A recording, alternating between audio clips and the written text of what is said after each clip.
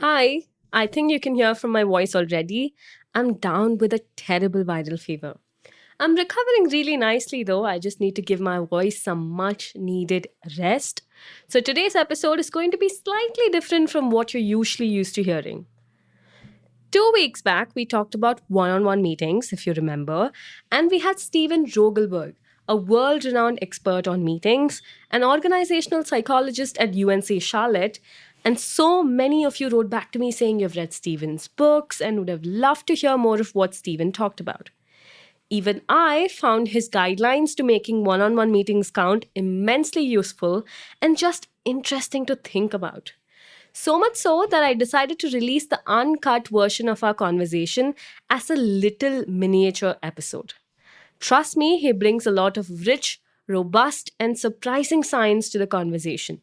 I've said this before and I'll say it again. If you have ever felt like, wow, this meeting could have been an email, Steven's life's work is to make sure that never happens. In fact, this is one of those episodes, whether you're just starting out or are a senior executive, a recent graduate, or have decades of experience, it is a must listen for everybody. I hope you enjoyed this conversation as much as I did. Next week, I will be back with another important episode, hopefully sounding better, about asking for help.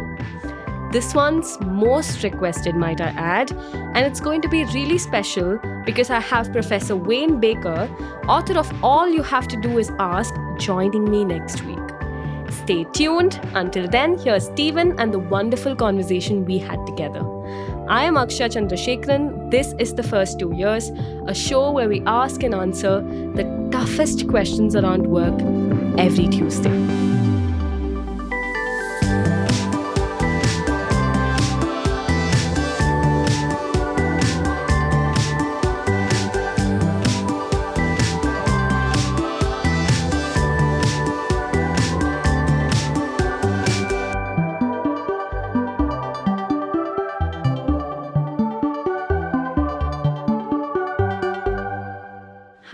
Hi, Professor Steven. Lovely to have you on The First 2 Years, the podcast from Ken. And I think to give you a little bit of context about the podcast show, it's meant for young professionals in the 18 to 25 age group who are just starting out in their careers, right? And this is the topic that we're going to talk about today. I thought could be really beneficial to them to learn early on. And so I had some questions as a stand-in for my listener. So I spoke to a lot of them. I asked them how they do one-on-ones, do they think it matters, and all of that, right? And I'm going to relay some of their questions. I'm going to be a stand-in for them and ask you all of those questions. Okay. So lovely to have you. But before we get into it, I just wanted to quickly ask you, what was your first 2 years like in your career, right? Were you always good at one-on-ones, or were you also like stumbling through these things, or did you always have a knack for it? No. First of all, happy to be here. Thank you for having me. No. When I started my career, I thought I was pretty awful at most things. I definitely struggled. I find it hard to believe. No, definitely. And but I was also willing to listen and learn from others. So my early struggles became opportunity for tremendous growth. But absolutely, when I first started doing one-on-ones, I was just heavy into micromanaging. I was more insecure as a manager. So I felt that I had to just keep getting into the weeds with my people. And, clearly that's not productive long-term. And what were you like when you were on the receiving end of it? Like when you were in a one-on-one with your manager? Was that difficult too? I didn't really have any, sadly. You didn't really? No. Really? No. So I didn't receive them. Now, that could be a function of being in academics where these things don't happen as readily. But also, I don't think people realized, when I was in my 20s, just how powerful and important these one-on-one meetings could be. Let's define what a one-on-one meeting actually is. And it means different things for different companies, different organizations, different people. Yeah. So I think you bring up a very good point that we clarify what a one-on-one meeting is. All right. Yes, thank you, Professor. No, Yeah. my pleasure. So we have many, many one-on-one encounters at work, right? We run into people. We have meetings with our manager where our manager could ask us questions or give us assignments. Those things happen all the time. Yeah. That's not Right. what I mean by a one-on-one meeting. When I talk about a one-on-one meeting between a manager and their directs, I'm referring to a regular, reoccurring, scheduled meeting where it's orchestrated and facilitated by a manager, but Got it. it is not for Yeah. them. This is a meeting for their people. This is a meeting Got for it. the people to express what's on their minds, their needs, their concerns, could be around work, the team, the organization, their careers. This is a meeting designed to truly see your people. And so you're giving your directs an incredible gift and opportunity. This one predictable time, at minimum, where they can express themselves. And your primary job is to listen and understand Yep. and support. This is so uncommon, right? It's so uncommon to the point where what you're saying is counterintuitive.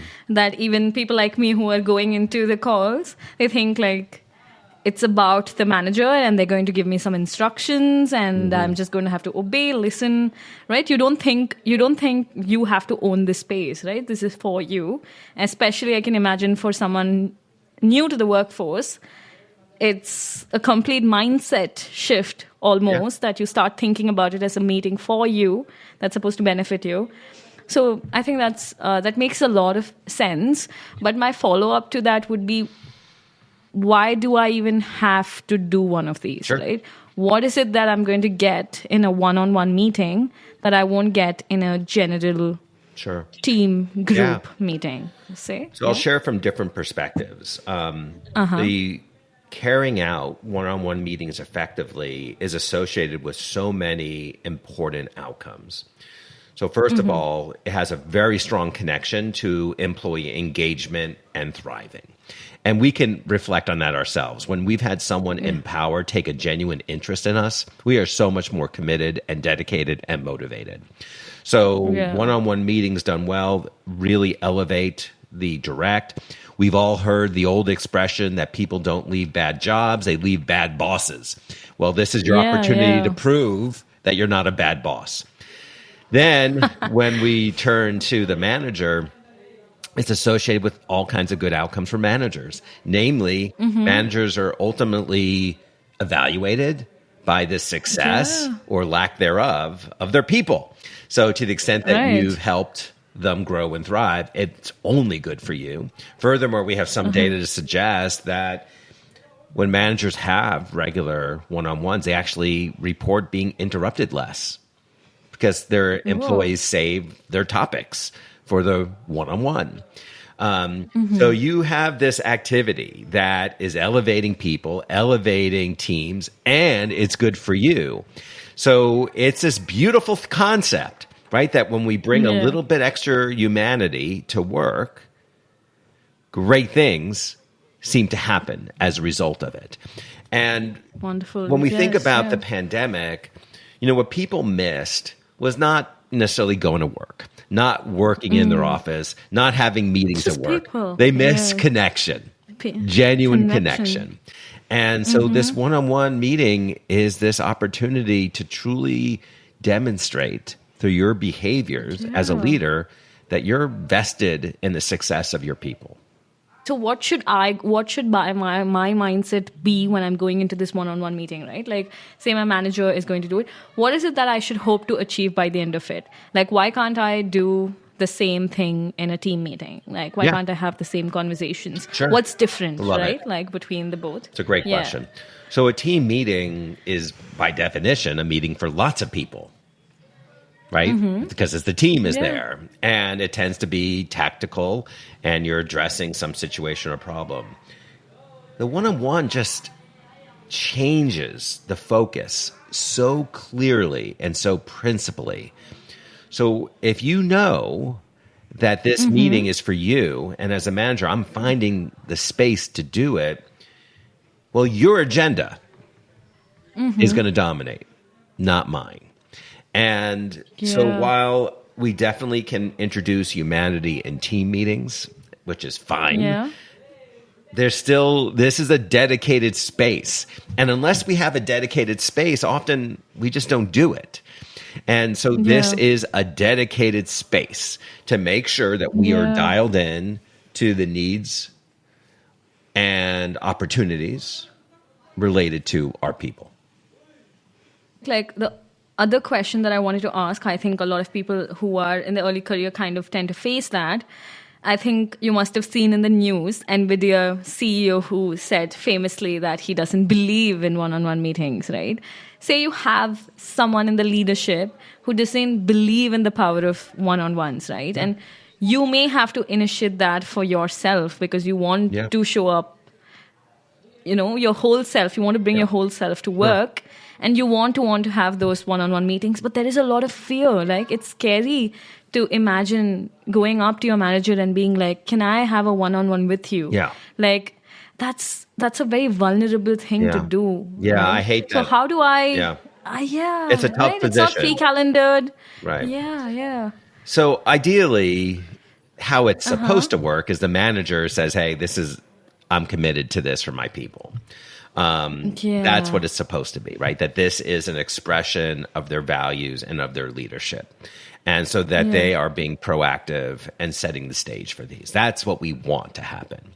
If your manager is not doing that, but you recognize as an individual that this could be so important to you, your success in your career, I do think it's okay to suggest to their manager that, hey, would you be okay with us meeting every other week for just 20 minutes?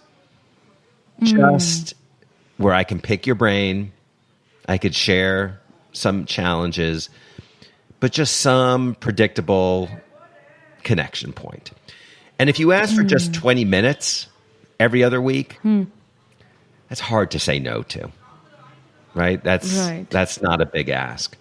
So my advice to early career folks who have managers who are not pursuing this is just to suggest it that way and hope that by having these good interactions that the manager will see, wow, I should be doing this for others as well. But I think that you can get people to do things by starting small. And so if the ask is small, then I think there's a greater likelihood that the manager will say, sure, let's give it a go. I like what you said about you do it so well that he wants to do it again and again, and he wants to do it for other people, right? Now the onus is on us to be able to sort of make sure that... So, which was my next question, right? Like, when I'm asking for a one-on-one meeting, I want to be vulnerable. I want to be honest. Yeah. I want to be able to talk about how I truly feel. And like you rightly mentioned, it's not about the tactical here and now, right? It's more about showing up, speaking about what's truly bothering you and keeping you away from achieving your goals, right?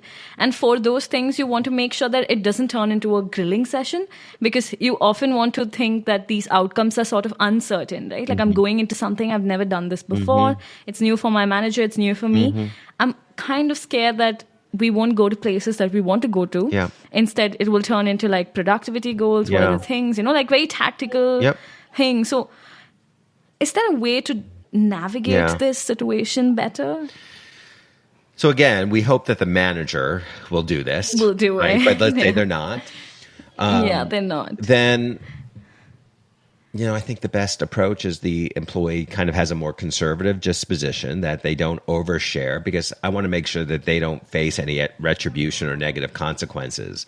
So if you have to keep it a little bit more tactical, just set a goal of one thing that's not tactical. One thing that's bigger picture. And work into more vulnerability, right? So you could think about in any relationship that we have. we can't start that relationship by being highly vulnerable and putting everything out on the table. Right? We have to have the relationship build. And so I think initially, if the employee is the one initiating, it's just start slow. Just try to make this a positive experience. In the beginning, if it's going to be a little bit more tactical, go for it. And then over time, I think you can start evolving to more and more meaningful topics that aren't just in the here and now, but let it develop. The key is the predictability. And so when this is regular and you have another meeting with the manager scheduled for a couple weeks, then you can be in the long game, right? So you can keep making those investments. And then I also encourage the employee to take an interest in their manager. What kind of questions do I ask? Good. How do I leverage this to my benefit? Okay. And yes. So I have content, as you know, in the book that gets into questions directs could ask. So let me just give a couple things and but hopefully people will check out the book, and there's lots of resources. And by the way, all the royalties from the book, like all my royalties are being donated to cancer research. So there's no personal profit here. I just want to get the science out there. So hopefully people will check out the book to learn, but also to help eradicate cancer. That is so generous. Yeah. So the, questions that a direct could ask, could be, so this is a challenge that I'm having maybe with a customer or client, and I'm thinking about trying X. What are your thoughts? Do you think that would be a good approach that could perhaps lead to some good outcomes? So that's an example of a question. The question could be, so for the past couple weeks, I've received these 10 key work tasks to do. And I would love to get some clarity around maybe these two to better understand what's necessary. Maybe would also be helpful to me is to help prioritize what do you think is the most important thing I should be focusing on. So that type of a question could be helpful to the individual. Another type of question is, I heard that we are starting to implement X. Can you tell me a little bit more on how maybe that might affect my day-to-day? So those types of questions, they're very general, but they're meaningful. And these answers will just help the direct do so much better. How is a good one-on-one supposed to make me feel? I think in general, if you leave the meeting feeling seen and respected and heard, that's a win. It's not realistic for the direct to always leave the meeting saying, wow, that was so much fun, right? Because there could be challenging topics and issues. But feeling seen, heard, and respected, that should happen no matter what the topic is. So I think that's what we want to aspire to. And are there any other things that I can take control of in the one-on-one meeting? Say the frequency, the duration, or is this jointly created? It's joint. Or is there science to? Okay. Yeah, it's joint. So the science says that doing these every week or every other week is associated with the most positive outcomes. And so we do know that. We know the amount of time in any one-on-one that typically goes from 20 to 50 minutes, but time is less important than quality of the minutes. And so we know that. But ultimately, if you're the one initiating as the direct, you just want to have a good experience. You want to try to express gratitude. You want this manager to like the experience. And then you want to tee up, can we continue? Yeah. And, try to create a new habit for all. But, just recognize in the beginning, if your manager is not on board, if you're expressing gratitude, the chances of these things happening increases. So be a positive force, and therefore people will want to spend time with you.